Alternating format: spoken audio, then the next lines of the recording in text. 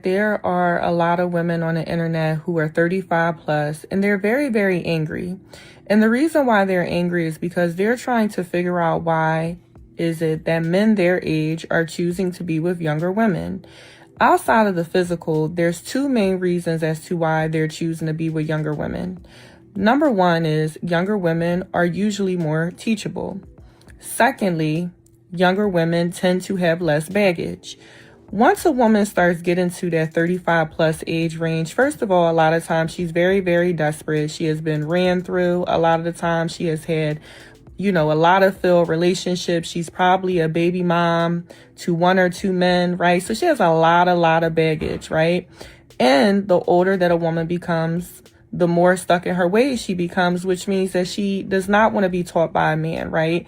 If anything, at this point, she is just looking for a simp or somebody to be okay with taking on all her baggage and trauma and being okay with it. And then also looking for a provider, something that feels safe, something that feels secure, even though she wasn't thinking about this in her 20s and in her 30s when she was getting ran through and, baby mom left and right and just all of these things that just it's just not appealing as far as a man wanting to choose a wife, right?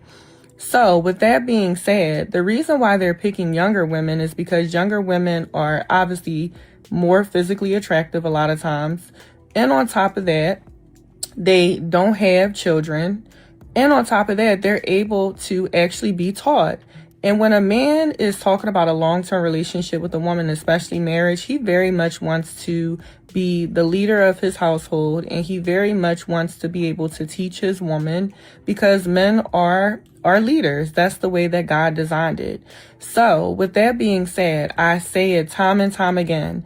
It is not a flex, ladies, to stay out on the dating market and, forever into your late 30s and early 40s. It is not a flex.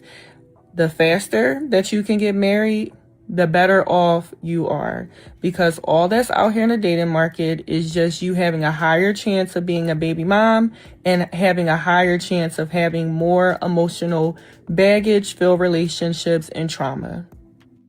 I agree.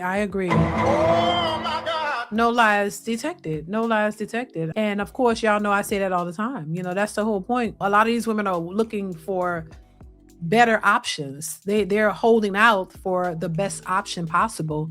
Now, while, that could sound plausible, hey, you want the best that's out there, but what do you consider the best? If you're basing the best man on how much money he makes, that is not necessarily the best. Okay. Just because you make more money don't mean that you are a good man. Money does not equate to being a good man. Money does not equate to you being a great father, a great husband, a great person. There are a lot of shitty people with a lot of money. There are a lot of, y'all like to talk about narcissists, and there are a lot of abusers and narcissists with a lot of money. So if you're thinking money is the solution to getting a good life and a good man, you're in for a rude awakening. And you would think these educated women would understand that, but a lot of them don't. You're going after money. Money does not mean that you're gonna get hell. You can meet a man with some money. He may not give you a dime. He may not still want to provide for you. There are men who are very stingy and they're not giving it to you because they dating you. They don't want to buy you a piece of gum, and they got money. So just somebody with money is not the standard, in my opinion, for what's considered a good man. This is why, these women, they talk about high value, and a lot of them are thinking of money. I don't, but there are a lot of women who are just superficial. They want a certain lifestyle. That's it. They care more about a lifestyle than an actual good person, because a good person would outweigh the amount of money he makes. In my opinion, if that's what you want. You know what I'm saying? And we're not talking about bums, because people like to say it's like they only go from bum to rich. Like there's nothing in between. Like, oh, you're a bum. And what these women consider bums, honestly, they really be really just, expressing what they are, because they're the ones out here begging for men with money, because they're the bums. Once again, it's a projection. It's a projection. It's a projection. It's a projection. They're projecting their own statuses onto men, saying what they don't want because they know that's what they are. And so they don't want what they are. You don't want what's equivalent to you. This is why it's delusional. You want more than what you are. And then you don't expect him to have any standards or expectations for you. Because you think, oh, being a woman who having a vagina is enough. A lot of them don't want to come out and say it that way, but it is. You think being a woman with a vagina is enough because he wants you so bad physically, and that outweighs anything. So that's why he could pay you all this money. He need to do all this because it's worth it. He got to pay for the vagina. You know what I mean? This is how they're thinking. And this is what's ruining them and why they're having a hard time getting relationships. Being a has never been exalted. It's never been something to be proud of. It's never been a flex. People always known the harlots. They used to call them harlots, huh? Back in the day, you harlot and whatever. That was never been something that men took seriously. They always played around with them. They were always to play on the side woman. It was not somebody that you want to bring home and raise your kids and really have a life with. No, you know that you know, raw dog and keep it moving. Because they do be raw dogging. I'm just saying. A lot of them know that they're not good for relationships, so now they're just after the money.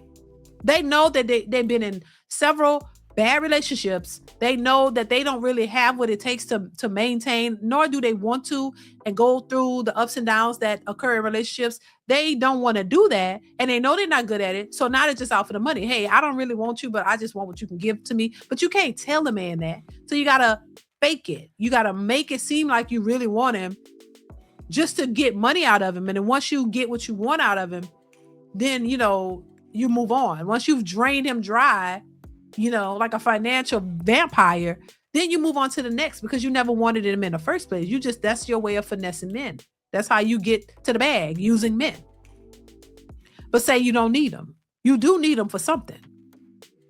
In one way, shape, or form, you still need a man because you need money out of a man. You know to go to a man to get it because you can use him to get it.